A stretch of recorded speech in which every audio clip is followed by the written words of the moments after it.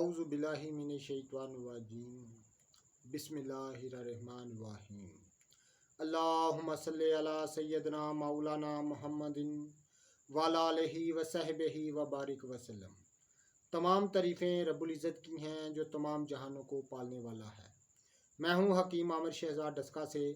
ناظرین کرام، میں آپ کی خدمت میں حکمہ قدیم کا مالجاتی رجحان، ان کی گہری فکر امراض کے دفع کے لیے اور حفظان صحت پر ان کا فلسفہ اور ان کے اقوال جو بہت ہی حکمت و دانائی بھرے ہوتے ہیں اور ان کے مالجاتی واقعات جو بہت ہی سبق آموز ہوتے ہیں، یہ سب کچھ لے کر میں آپ کی خدمت میں حاضر ہوتا ہوں، اور ساتھ میں جڑی بوٹیوں کی صحیح شکل و صورت، ان کے صحیح نام اور فائدے آپ کی خدمت میں عرض کرتا ہوں۔ تو جتنے بھی میرے دوست احباب چینل پر نئے ہیں وہ چینل کو سبسکرائب ضرور کیا کریں۔ ناظرین کرام، اس ویڈیو میں خاص طور پر میں بات کرنے جا رہا ہوں ناظرین کرام کہ بدن کی تدبیر کرنے والے، پرورش کرنے والے اعضاء کون سے ہیں، یعنی بدن کو ہر وقت صحت مند رکھنے والے اعضاء کون سے ہیں۔ تو ناظرین کرام، حکمہ قدیم کی گہری فکر کے ساتھ میں آپ کی خدمت میں عرض کرنے جا رہا ہوں۔ تو ناظرین کرام، وہ بھی حکیم ابو بکر محمد بن زکریہ رازی کتاب الحاوی سے۔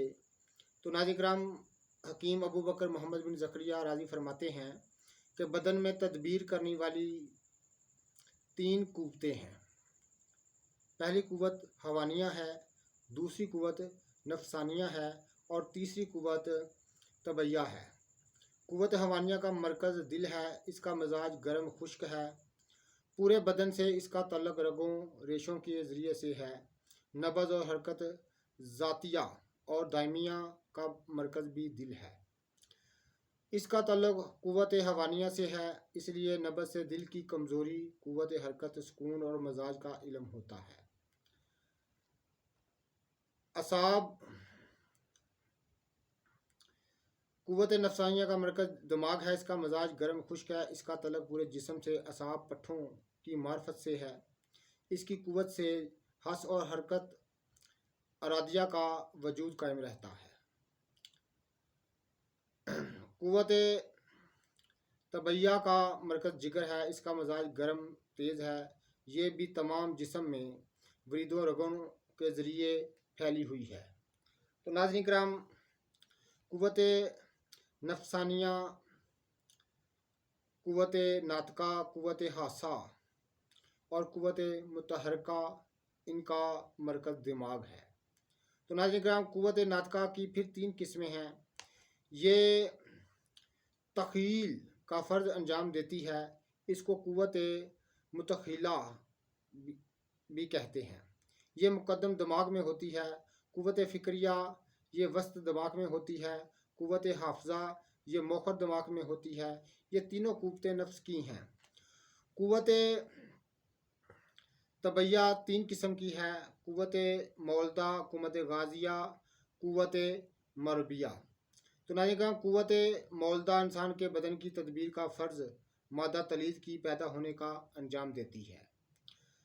قوت مربیہ 35 یا 40 سال کی عمر تک انسان کے جسم کی تدبیر اور اس میں اضافہ کرتی ہے۔ اس کے بعد ایک حالت پر رک جاتی ہے، اپنا کام بند کر دیتی ہے۔ چونکہ انسان عمر کی انتہا کو پہنچ جاتا ہے، اس کے بعد انسان کے جسم میں کمی و نقصان ہونا شروع ہو جاتا ہے۔ مگر کبھی جسم کی ترکیب قوی ہوتی ہے، بڑھاپے کے اثرات 40 سال کی عمر کے بعد بھی نظر نہیں آتے۔ قوت طبعیہ کی مزید 4 قسمیں ہیں: قوت جاذبہ اور قوت اپنی حرارت یبوست کی بنا پر غذا کو معدے کی جانب کھینچتی ہے، جیسے چراغ کی جلنے والی بتی تیل کو اپنی طرف جذب کر لیتی ہے۔ قوت ماسکہ، جو برودت یبوست سے غذا کو معدے میں روکتی ہے۔ قوت ہاضمہ ہے، یہ غذا کو حرارت رطوبت سے پکاتی ہے، ہضم کرتی ہے۔ ہضم عفونت کا عمل ہے، حرارت رطوبت کے بغیر کسی چیز میں عفونت بدبودار یعنی اس میں سڑا پن کا عمل نہیں ہوتا۔ حرارت یبوست برودت میں عفونت बखारात पैदा नहीं होते। जब तक मादे में रतूबत ना हो, रतूबत की वजह से फ़ूनत व बखारात होते हैं। कुव्वत दाफ़ा है जो बदन के फजलात को रतूबत और बरूदत की मदद से खारिज करती है। इसका सबब यह है कि आंतों में बरूदत की वजह से सिकुड़ने और निचोड़ने की कैफियत पैदा होती है, तो आंतें फजलात को नीचे की जानब धकेल देती हैं और रतूबत की बना पर वो फजला नीचे गिर जाता है। अगर हरारत या यबूसत गालब आ जाए तो आंतें फजलात को नीचे धकेलने से कासर होती हैं, इनकी मजारी बंद हो जाती है। ये चारों कुव्वतें जाज़बा, मास्का, हाजमा, दाफ़ा बदन की तमाम अज़ा में मौजूद होती हैं। इनकी मदद से जिस्म की तख्लीक व तरबियत और बका का क़याम है। हर उज़ू के वास्ते ग़िज़ा ज़रूरी है कि वो उज़ू ज़िंदा और कायम रह सके। कुव्वत जाज़बा की मदद से खुराक जज़ब होती है। कुव्वत मास्का से ग़िज़ा मैदे में ठहरती है। कुव्वत हाजमा से ग़िज़ा हज़म होती है। कुव्वत दाफ़िया की मदद से ग़िज़ा का फजला बेकार हिस्सा जिस्म के बाहर खारिज होता है। अगर मैदे की जाज़बा कुव्वत कमज़ोर हो जाए तो खाने की ख्वाहिश कम हो जाती है। तो नाज़रीन किराम, ये बल्कि नहीं रहती। अगर मैदे की कुव्वत हाजमा कमज़ोर हो जाए तो मैदे में आने वाली ग़िज़ा गैर पुख्ता, कच्ची और फासद रहती है। ये तहरीर अल-हावी से, किताबुल हावी से मैंने आपकी खिदमत में अर्ज़ की है। हकीम अबू बकर मोहम्मद बिन ज़करिया राज़ी की शुहरा फाक तसनीफ़ है अल-हावी उल कबीर। तो नाज़रीन किराम, ये हुक्माए कदीम की जो गहरी फ़िक्र है मैं आपकी खिदमत में अर्ज़ करता हूँ।